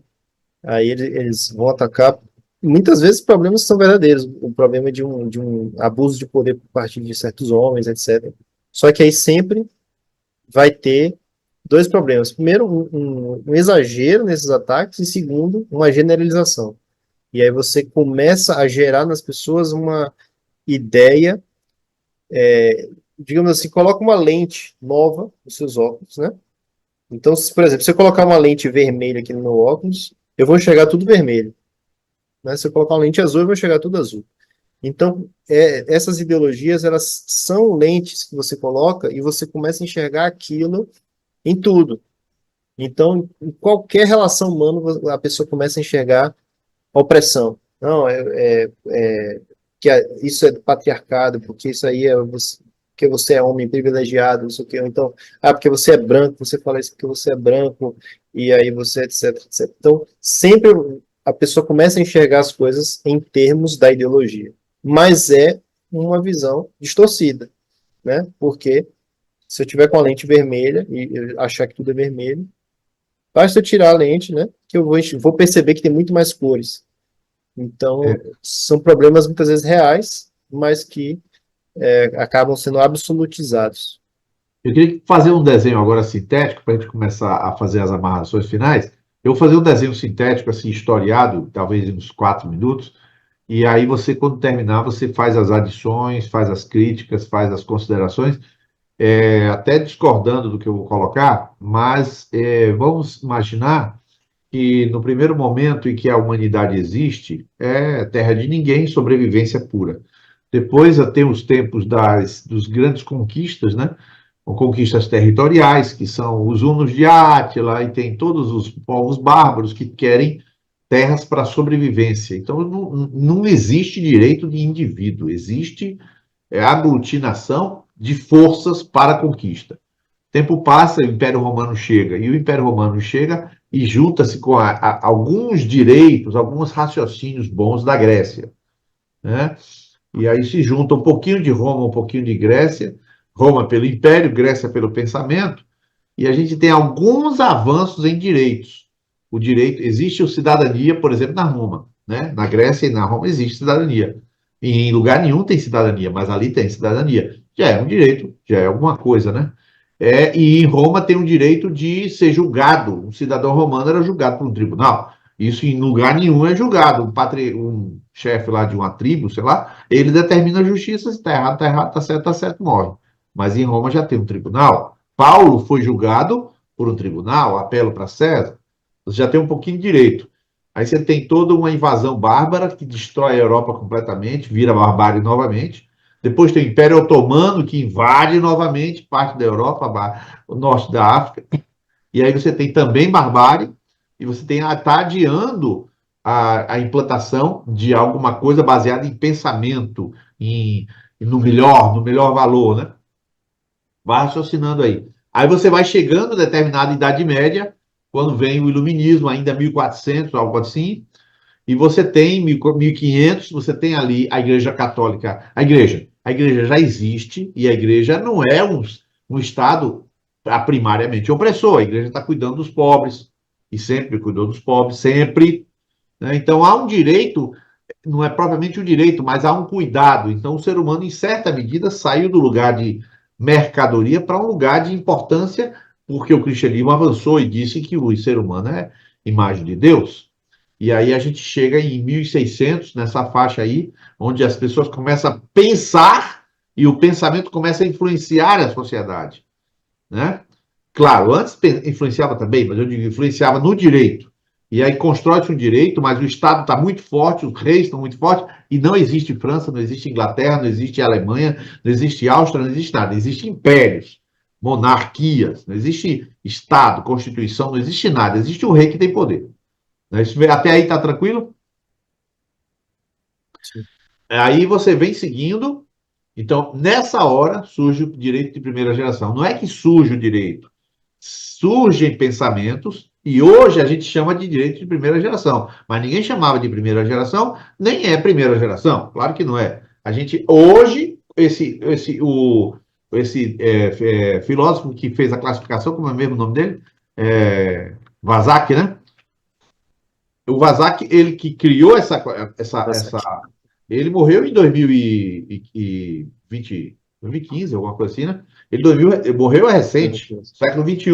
Ele que olha para trás e chama de primeira geração, porque foi, digamos, um ordenamento melhor, né? Dentro do liberalismo, direitos. Depois só surge o quê? O desenvolvimento da sociedade. É isso que eu quero que você comece a comentar. Vem o desenvolvimento da sociedade e os estados nacionais. Agora já existe a Alemanha, já existe a Itália, já existe a Inglaterra, já existe a França, já existe o Império Austro-Húngaro, já existe a Suécia, já existe a Dinamarca. Começa a surgir o quê? O desenvolvimento industrial, e aí vem esse sistema enorme político-econômico, já começa a trazer danos para esse homem que estávamos tentando proteger. E aí agora pensa-se, ei, vamos chamar o Estado de volta para proteger esses coitados desses cidadãos. E aí vamos parar até a ONU, que é o grande Estado para defender esse cidadãozinho. Só que a ONU não vai influenciar, a não ser na vacina, né? A ONU não vai influenciar tão forte assim para alcançar um indivíduo e proteger um indivíduo de Miguel com a mão. Não vai nunca. Ela vai estabelecer uma norma, mas as pessoas cumprem se quiser cumprir. Direito de segunda geração. Aí surge, então, as destruições industriais, as degradações ecológicas, o desenvolvimento tecnológico, e aí surge, então, os direitos de terceira geração, a posteriori, que são mais ou menos até 10 anos para trás e até o dia de hoje, mais ou menos assim, e esses direitos de terceira geração são fruto de um desenvolvimento e uma mudança da sociedade. Então, a sociedade primitiva, direitos do ser humano básicos. A sociedade um pouco evoluída e capitalista e industrial, direitos para proteger quem está sofrendo isso. A sociedade que se modifica muito, direitos para defender mais ainda os que estão sendo prejudicados naquela dimensão. E os direitos de quarta geração é o direito de... Aí, já nem quero comentar. Esse desenho, eu queria que você acrescentasse informações para dar para ver se esse desenho fica mais recheado. Sim. Acho que é importante a gente ter noção de que antes dos direitos de primeira geração, né, não era barbárie, né, o tempo inteiro. Então você tem várias situações, vários lugares em que existia um grande respeito aos direitos humanos. Mas qual é o problema disso? Dessas situações? É que muitas vezes estavam relacionados a um rei bom, né? Que, por exemplo, você tinha vamos supor, um reino que o rei era muito bom, conseguia promover a paz e a harmonia e a qualidade de vida. Ok, esse rei morreu. Quem é o próximo? É o filho, só que o filho é um doido, né? Aí pronto, aí você desanda tudo.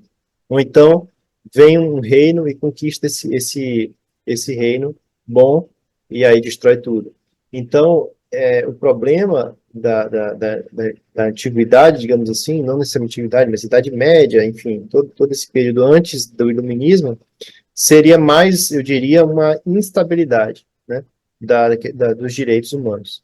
Então, quando vem o iluminismo, eles começam, então, a basear tudo na razão, né? E aí eles querem criar uma sociedade toda inspirada na razão e de forma que você consiga, então, fixar, né, os direitos humanos como algo garantido e que não dependa mais de mudança do clima. Algo normativo, né? Exatamente. Então, A própria ideia de Constituição é isso, né? O que é a Constituição? É uma lei máxima que não pode ser contradita por nenhuma outra lei e que baseia todo o ordenamento jurídico de um lugar. Então, a ideia de Constituição é essa, de você fixar os direitos fundamentais e você fixar a sociedade para que ela não garanta que ela não vá piorar, né? Digamos assim, não vai perder aquelas conquistas. Então, acho que essa é um acréscimo bom a se fazer, né? Porque às vezes a gente tem muito essa ideia, né, de que o iluminismo salvou a humanidade. Então, antes era só barbárie, e aí quando veio o iluminismo, pronto, agora tá tudo resolvido. Mas não é assim. Inclusive, o iluminismo veio com essa ideia e, na verdade, causou muita guerra, muitas desgraças, muito, genocídio, coisas terríveis, né? Então, a ideia, por mais que pareça boa, também a prática dessa ideia não foi as mil maravilhas, né? Ah, culminou na Segunda Guerra Mundial, que foi a maior violência que a gente já viu na história da humanidade, né? Perpetuada pelo Bigodinho, né? Não sei se é bom falar, porque às vezes tá no YouTube, e às vezes quando a gente fala certos nomes, o YouTube corta, isso acontece. Então, por isso que eu não quis falar. Fale. Não, então é isso. Então, essa ideia iluminista, ela tem esse lado positivo, mas a prática dela também não é tão positiva, né? Eu acho que é importante também acrescentar uma coisa, porque a gente tem que dar contexto, né, Nilis Alexandre? Tem que dar contexto. Então, porque tem quadro, tudo que está, esses conteúdos tem que ter uma moldura do quadro. E é importante dizer, pessoal, para que Nilis também vai comentar, a palestra é dele, mas que eu digo, ele vai fazer os comentários. Porque é o seguinte, a primeira Constituição do mundo é em 1722. Observe bem, faz-se um documento que vai normatizar a vida. 1722, pensa aí. 1722 tem um rei. O rei é tão, digamos, iluminado, vamos chamar assim, que escreve um documento e diz: eu também estou debaixo dessa autoridade desse documento. É claro que ele está por cima também do documento em algumas áreas, mas ele submete o documento para o governo da sociedade. Ora, nunca tinha acontecido de um documento mandar na sociedade até então. Quem mandava na sociedade era o poder autocrático de um indivíduo iluminado ou então um indivíduo que tem as armas. Então, assim, essa evolução da sociedade está acontecendo nesse período de liberalismo, ou seja, os direitos humanos sobem a tal ponto que a Suécia, em 1722, coloca um documento. Mas agora você imagine hoje, quem é hoje que imagina que um direito de uma pessoa não tenha fundamento em um documento? Todo direito praticamente hoje tem fundamento em um documento. Não tem mais assim, o Rui Costa, o Lula, o Bolsonaro me dá o direito. Não, não existe isso. Porque ninguém mais dá direito a ninguém. Quem dá direito são os documentos. Né? Então, você observa, de 1722 até hoje, mudou completamente a sociedade. A ponto de estar tudo escrito para lá, e você vai lá e pede um direito. Direito de férias, direito de 14º salário, direito a imposto sindical e assim sucessivamente. É isso? Isso aí. Meu Deus, eu ia falar uma coisa e perdi. Se tiver outro comentário, pode fazer. Se houver uma colocação aqui mais de alguém. Bom, basicamente isso. Eu fiz esse historiamento porque você falou, e uma coisa que eu acho que valeu pra caramba foi você ter falado desse direito difuso, né? Desses direitos que eles vão alterando a sociedade, a sociedade vai crescendo, mudando, crescendo, mudando, e aí começa a bater tanto enxerto que o enxerto estoura contra o indivíduo. Então, lá em não sei onde não tinha direito do indivíduo. Hoje, o indivíduo também termina perdendo esses direitos. Mas, por fim, eu queria só falar o seguinte: tem muita gente que está louvando o Estado, louvando o Estado que vai te dar o direito. Só que está esquecendo que quando ele louva o Estado também impõe sobre ele está me dando, sei lá, 13º, está me dando direitos trabalhistas, mas eles também, no dia que ele me disser, você não pode sair de casa porque tem uma pandemia, foi o mesmo Estado que me deu 13º, deu direitos sociais, que disse que você não vai poder sair. E você ficar revoltado, mas não tem como ficar revoltado porque foi o mesmo Estado que você deu o poder. Então, a gente terminou exaltando demais o poder do Estado. Você concorda que hoje em dia nós todos somos filhos do bondoso Estado e que tira nossos direitos? O que você acha? Como é que você vê isso? Porque tem o liberalismo, né? É, Conservadorismo, então, que você vai explicar na próxima aula, né? essa é um bom gancho para a próxima aula, né?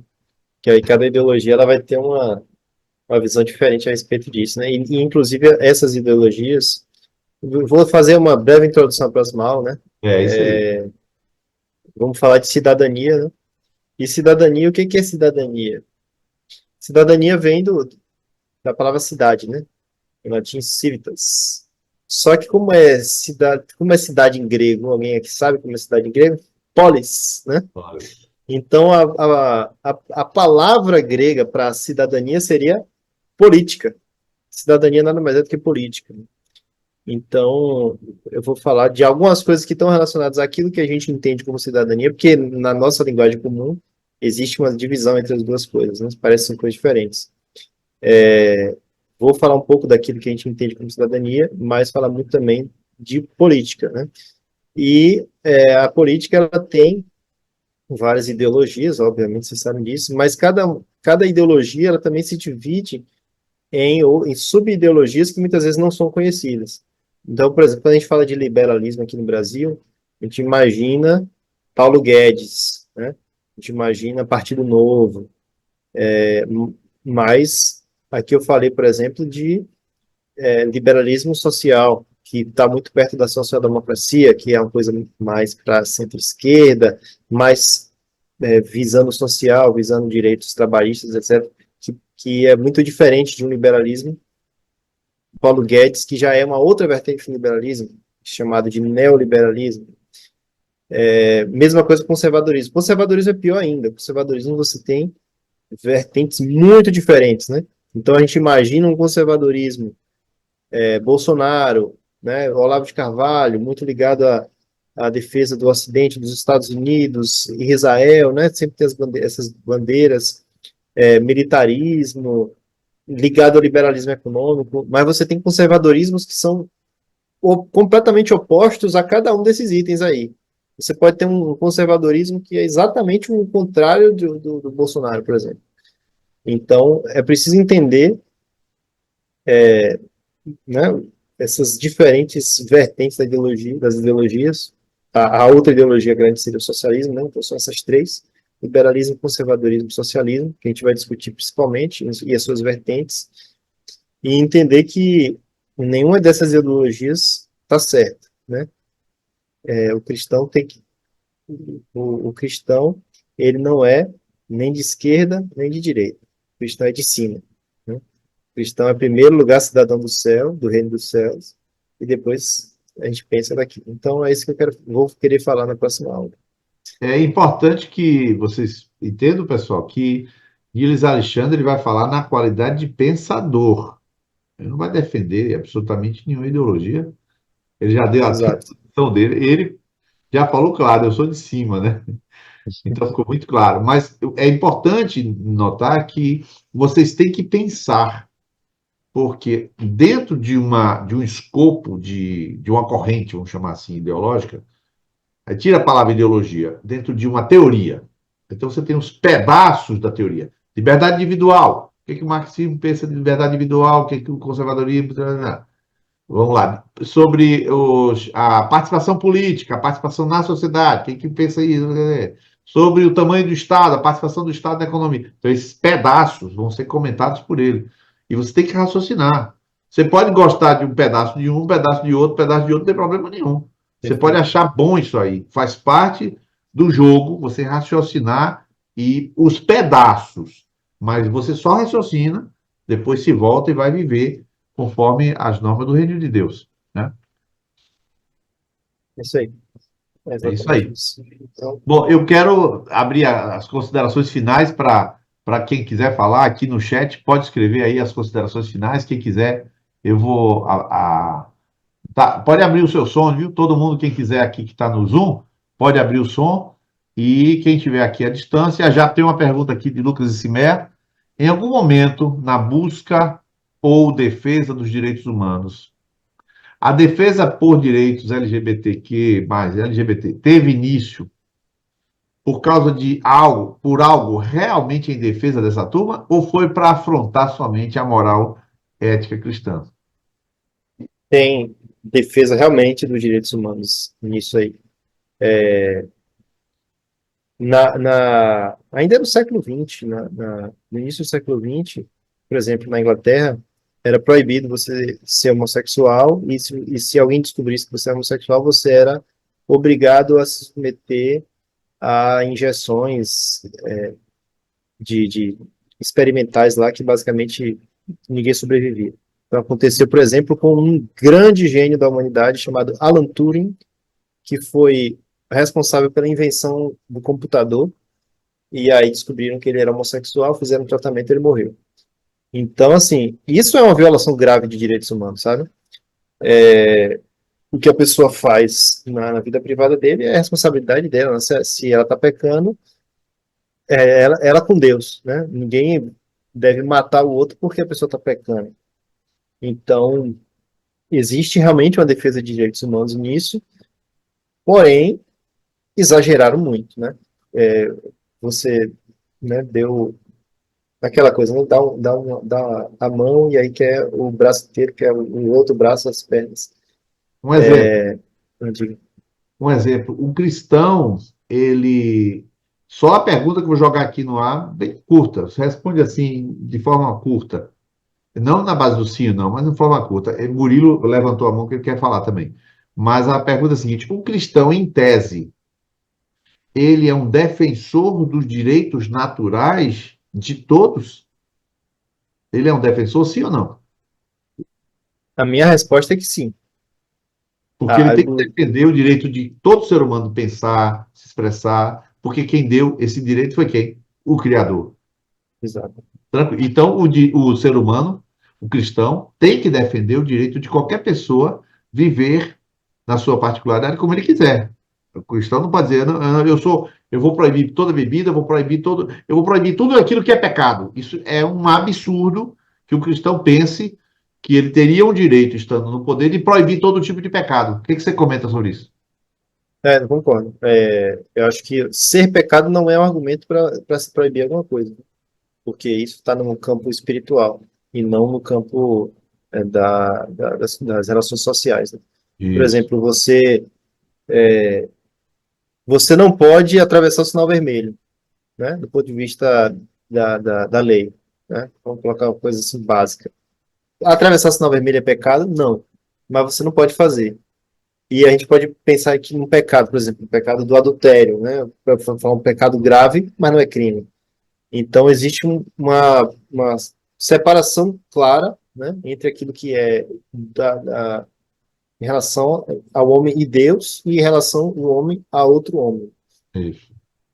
Portanto, o cristão, ele é um defensor essencial dos direitos naturais. Os outros direitos são avaliados, porque o ser humano não pode dizer, ah, não, eu sou a favor do direito que o Estado. Não, não, calma, avalia direitinho para não se precipitar. Agora, o direito natural é o direito que o Criador deu a cada pessoa, e a gente tem que defender o direito de cada pessoa ter a sua liberdade de pecar, e liberdade de pecar, né? Murilo, parece que você levantou a mão. Na verdade, era só para comentar que um dos grandes momentos da história da humanidade, que a gente viveu a contradição do direito humano, foi exatamente agora na pandemia, em que, bota assim, o direito ao credo, ele ficou comprometido, um direito humano, o direito à fé, o direito a praticar uma religião, ele ficou comprometido por conta de entrar em choque com o direito do Estado, o direito da coletividade, que foi uma das grandes contradições que a humanidade viveu diante da ideologia, diante dos ismos, né, que acontece. O direito humano é levado a essa condição de verdade absoluta e que ninguém poderia contestar. Então, os direitos acabaram, direito ao credo, direito à fé, não foi possível por conta de um direito maior, entre aspas, né? Perfeito, perfeito. Vou ler aqui as últimas considerações aqui. Deixa eu ver. Excelente aula, disse Renata. Renata diz isso aqui. A frase da noite: cristão não é de esquerda nem de direita, é de cima. Niles Alexandre, né? Isso aqui eu vou até recortar aqui, vou printar aqui a hora que foi dita, né? Depois eu vou recortar e mandar para você esse vídeo com sua frase, viu, Gil? Agradecer por essa aula repleta de sensatez, está falando aqui Ariane, de qualidade, informação. É, e ela fala, Renata fala, tem um filme sobre isso, certamente sobre aquele que você citou, que foi feito um experimento, né? Sim, do Alan Turing. Isso, Alan Turing. Tem um filme sobre isso. Deixa eu ver O mais jogo da aqui. imitação. Muito bom. Jogo da imitação. A Ana Lúcia está falando, já respondeu sobre Lucas, já está terminando. Ana Lúcia falou, obrigado, Niles Alexandre, Niles Murilo, assunto muito relevante, glória a Deus, porque temos um Deus e ele está nos princípios e direitos, esses direitos da terra e tal. E Ana Lúcia ainda fala, por isso é bom estudar para avaliar e saber defender os direitos da maneira correta. Perfeito. Suas considerações finais, Niles Alexandre, e aí aliás, eu vou te agradecer primeiro antes, né? Agradecer a você em nome da Comunidade Videira, do Instituto Eurico Berti, também eu vou usar a fala aqui de todos os alunos, né? De Panambi também, os alunos de Feira de Santana, na pessoa de Murilo, na pessoa de Matheus Pena, na pessoa também de Viviane, que fazem a coordenação desse trabalho. Agradecer a você e esperar que na quarta-feira que vem a gente esteja juntos novamente para aprender, né? Tá bom. Muito obrigado pela presença de cada um aí. Espero que tenha sido positivo. E uma proposta, tarefa de casa, entre aspas, para quem tiver curiosidade, procura a Declaração Universal dos Direitos Humanos de 1948 no Google e dá uma lida, é pequeno, e reflete, né? Vai lendo ponto a ponto e vai refletindo. Concordo com isso? O que que eu concordo, o que que eu não discordo? Isso aqui está de acordo com a minha fé ou não? Pensa, né? Lê e pensa. Essa é a proposição. Então, até quarta-feira que vem, se Deus quiser. Boa noite. Maravilha, boa noite a todos, muito obrigado mais uma vez, Deus abençoe. Muito obrigado, Niles Alexandre. Um abraço em todo mundo. Tchau, tchau. Boa noite, gente.